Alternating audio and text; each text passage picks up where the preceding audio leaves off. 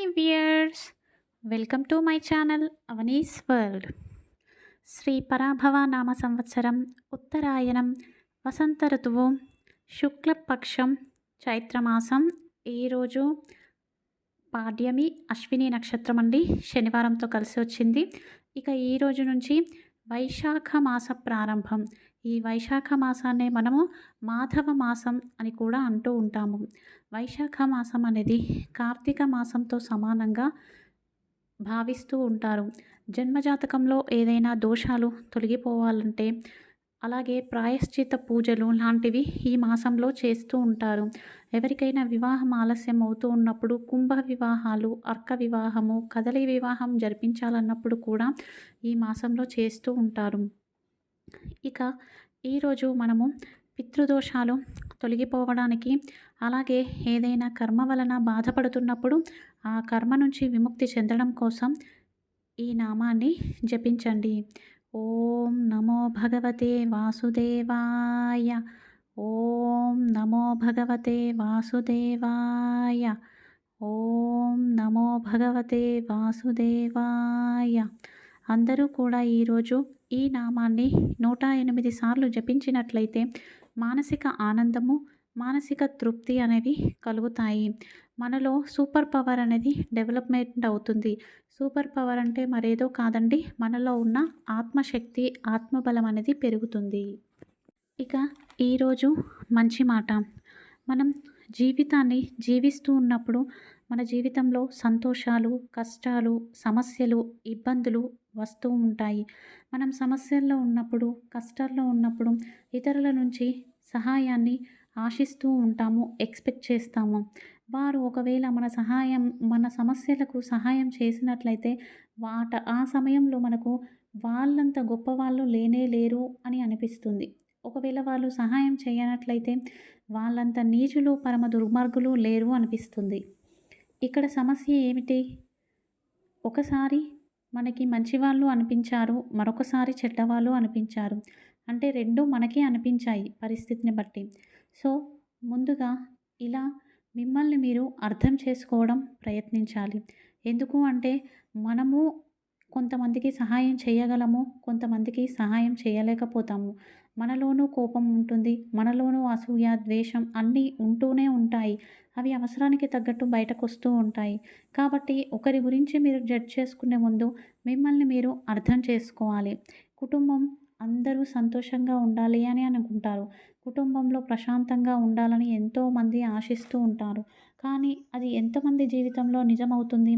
భర్త సరిగ్గా చూడట్లేదని భార్య, భార్య అర్థం చేసుకోవట్లేదని భర్త, పిల్లలు సరిగ్గా ఉండట్లేదని తల్లిదండ్రులు, మా తల్లిదండ్రులు మా మనసును ఎరగట్లేదు అని పిల్లలు. ఈ విధంగా ప్రతి ఇంట్లో ఏదో ఒక సమస్య అనేది ఉంటూనే ఉంటుంది. ఎప్పుడైనా కూడా ఇంట్లో గొడవ జరిగినప్పుడు, భర్త కోపంగా మాట్లాడుతున్నప్పుడు భార్య సామరస్యంగా సైలెంట్గా ఉంటే ఆ గొడవ అక్కడికే ఆగిపోతుంది. అదేవిధంగా భార్య బాధపడుతున్నప్పుడు ఆ బాధ దేనికి కలుగుతుందో అర్థం చేసుకొని ఆ సమస్యను పరిష్కరించినప్పుడు ఆ భర్త, భార్య కలిసి అన్యోన్యంగా ఉండగలుగుతారు. ఈ రోజుల్లో మనుషులను ఒక ఇన్స్ట్రుమెంట్ లాగా చూడడం మొదలుపెట్టారు. ఏదో ఇట్లా స్విచ్ వేయగానే ఆన్ అయిపోవాలి అన్నట్టుగా బిహేవియర్ అనేది మారిపోయింది జనాలలో. మనుషులు మానసిక స్థితిని అర్థం చేసుకోవడం ప్రయత్నించండి. పాజిటివ్గా ఉండడానికి ట్రై చేయండి. ఒకరు మనకు సహాయం కోరి వచ్చినప్పుడు వారికి సహాయం చెయ్యకపోయినా కూడా కనీసం వారికి సలహా అయినా ఇవ్వగలగాలి. ఈ విధంగా నువ్వు చేసుకుంటే నీ జీవితం బాగుంటుంది అని. ఒకరు మనకు కష్టాన్ని చెప్పుకోవడానికి వచ్చినప్పుడు ఆ కష్టాన్ని మనం తీర్చలేకపోయినా కూడా వినడం అనేది మనం అలవాటు చేసుకోవాలి. ఎందుకంటే ఈ రోజుల్లో కష్టాలు చెప్తే వినేవాళ్ళు కూడా లేరు అని బాధపడేవారు ఎంతోమంది ఉంటారు. కష్టాన్ని బయటకు చెప్పినప్పుడు మనసు భారం దిగిపోతుంది చాలా వరకు. సో కనీసం ఆ విధంగానైనా తోడు ఉండడం అనేది ప్రారంభించండి. ప్రతి ఒక్కరి జీవితంలో వాళ్ళకు వాళ్ళే సూపర్ హీరోలు, సూపర్ హీరోయిన్లు, సూపర్ ఉమెన్లు. ప్రతి ఒక్కరి జీవితం కూడా ఎప్పుడైతే అర్థం చేసుకోవడంతో మొదలవుతుందో, మిమ్మల్ని మీరు కనుక్కుంటారో అప్పుడు మీ జీవితం ప్రశాంతంగా, తృప్తిగా సాగుతుంది. ఇక ఈరోజు తారాబలం మధ్యాహ్నం నుంచి భరణి నక్షత్రం ఉంటుంది అండి. ఇక మనం అశ్విని నక్షత్రం ప్రకారం తారాబలం చూసుకున్నట్లయితే అశ్విని మఖ మూల నక్షత్రం వారికి జన్మతార, భరణి పుబ్బ పూర్వాషాఢ నక్షత్రం వారికి పరమమిత్రతార, కృతిక ఉత్తర ఉత్తరాషాఢ నక్షత్రం వారికి మిత్రతార, రోహిణి హస్త శ్రవణ నక్షత్రం వారికి నైదనతార, మృగశిర చిత్త ధనిష్ట నక్షత్రం వారికి సాధకతార, ఆరుద్ర స్వాతి శతభిష నక్షత్రం వారికి ప్రత్యక్తార, పునర్వసు విశాఖ పూర్వభాద్ర నక్షత్రం వారికి క్షేమతార, పుష్య అనురాధ ఉత్తరాభాద్ర నక్షత్రం వారికి విపత్తార, ఆశ్లేష జ్యేష్ఠ రేవతి నక్షత్రం వారికి సంపత్తార. ఇది ఈరోజు తారాబలం. ఇక ఈరోజు మన సంప్రదాయంలో భాగంగా స్త్రీలు పెద్దలకు తర్పణాలను ఇవ్వొచ్చా అని చాలామంది అడుగుతున్నారు అండి. జనరల్గా తల్లిదండ్రులు స్వర్గస్థులైనప్పుడు వారికి పుట్టిన సంతానం మగ సంతానమే పితృ కార్యాలు నిర్వహించడం అనేది మనం చూస్తూ ఉంటాము. అసలు స్త్రీలు ఇవ్వకూడదు అని చెప్పేసి అంటున్నారు. అది నిజం కాదు. స్త్రీలు కూడా పెద్దలకు తర్పణాలు ఇవ్వచ్చు. మగవాళ్ళే ఇవ్వాలి, ఆడవాళ్ళు ఇవ్వకూడదు అని చెప్పేసి ఎక్కడా కూడా లేదు. అయితే ఆడవాళ్ళకి నెల రోజుల్లో ఋతుక్రమ నియమనం అనేది ఉంటుంది. ఎప్పుడైతే పితృకార్యాలు ఋతుక్రమ సమయంలో వచ్చినప్పుడు వారు ఆ రోజు ఆచరించలేకపోతే ఆ కార్యం అక్కడే ఆగిపోతుంది. సో దాని వలన కార్యం ఆగకూడదు అన్న ఉద్దేశంతో పుత్రులు చేయాలి అని చెప్పేసి అన్నారు. ఒకవేళ పుత్రులు లేని వాళ్ళు ఓన్లీ కూతుర్లే ఉన్న వాళ్ళైతే కూతుర్లు చేయొచ్చు. ఒకవేళ ఆటంకం ఏర్పడినప్పుడు స్త్రీలు చేయలేకపోయినప్పుడు ఆ స్త్రీకి భర్త అలాగే కొడుకు ఉంటాడు కదండి. సో వాళ్ళు ఆచరించవచ్చు. స్త్రీకి భర్త ఉన్నప్పుడు స్త్రీకి పుట్టిన కొడుకు ఆచరించాల్సిన అవసరం లేదు, భర్తనే ఆచరిస్తాడు.